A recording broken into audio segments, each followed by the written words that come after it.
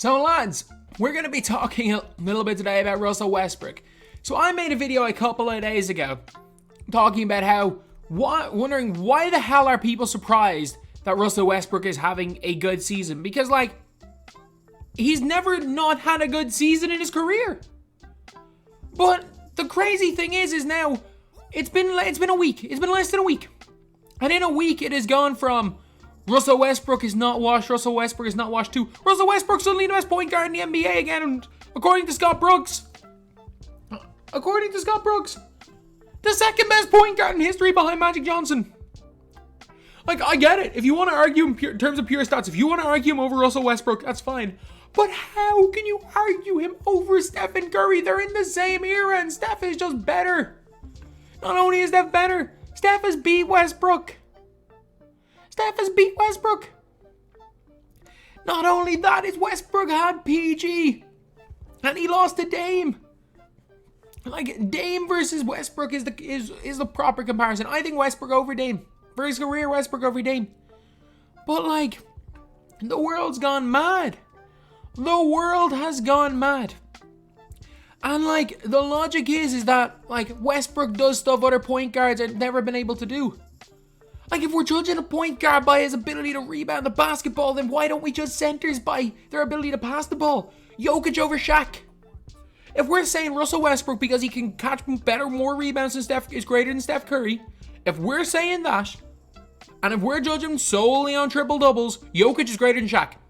If that's the criteria that we're now judging point guards by, Nikola Jokic is better than Shaquille O'Neal. Is Nikola Jokic better than Shaquille O'Neal? Of course not. But that's the logic of Russell Westbrook as the second best point guard behind Magic Johnson. If we're talking about career achievements, yes, he's a first ballot Hall of Famer. No doubt about it. Westbrook is a first ballot Hall of Famer. But in terms of career, if we're ranking NBA players, has his individual accolades, are they greater than Tony Parker's team accolades? I don't know. He's won one MVP. Has been to one NBA Finals. Is he a greater point guard than Steve Nash? I don't know. Is he greater point guard than Chris Paul? I don't think so. I think CP3 over Westbrook. Is Westbrook a top 5 point guard of all time? Now that's where we can actually have a debate.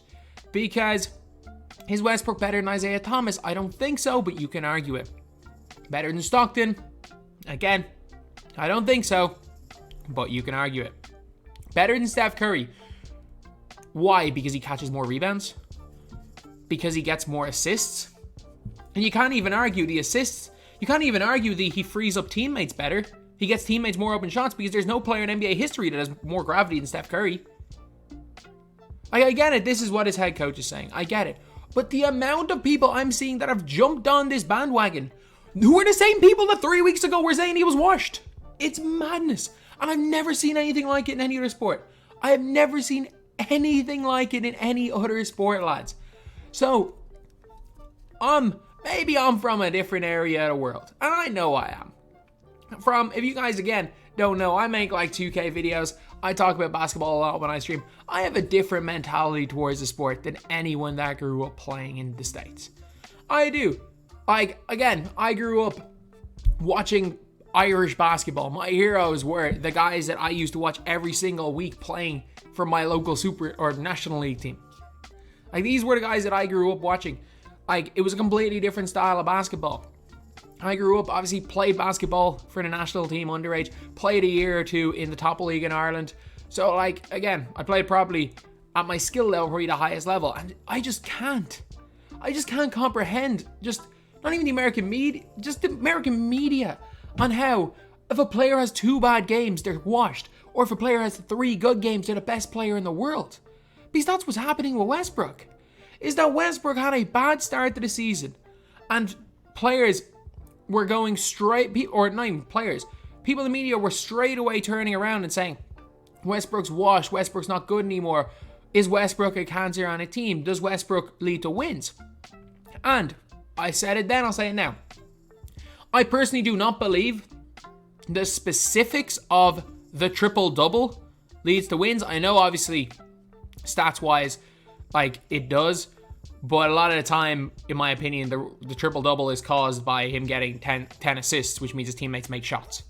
But, like, I mean, the difference between him getting 10, 10, and 10 is probably less impactful than him getting 32, 9, and 8, for example. Like, his low triple-double, in my opinion, is not, for the season, he's not had as good a season as Luka Doncic, who hasn't averaged a triple-double, or Jokic, who hasn't averaged a triple-double, or even a Giannis, who's like 4 assists off a triple-double. So, like, or even a CP3 or a Randall. Like, I don't think the specifics of the triple-double stat really matters. Obviously, what Westbrook does leads to winning, especially in the regular season. Like, nobody can argue that over the years. And that's exactly what he's shown this season. He has shown what we all know. That Westbrook can stuff the stat sheet and he can win games in the regular season. So can we just calm down? And now we've all calmed down on Westbrook. We all got to, again, take our time, process this, and realize that Westbrook has been basically the same player since 2018. Since, I'm going to say in his MVP year, he shot the ball extremely well. Since the MVP year, he's essentially been the same player. He's done basically the same thing every season. He's had ups, he's had downs. In the end, he's gone out first or second round. We'll see in the playoffs. We'll see if they make the play-in, if they make it into the playoffs, and if they do make it into the playoffs and he wins a couple of rounds of Bradley Beal, then I'd love to be proven wrong because he's a very, very explosive player. He's very fun to watch, and I'd love to watch Westbrook along in the playoffs. But at the end of the day, lads, can this entire season with this one player just get everyone to calm down? Can we just calm down?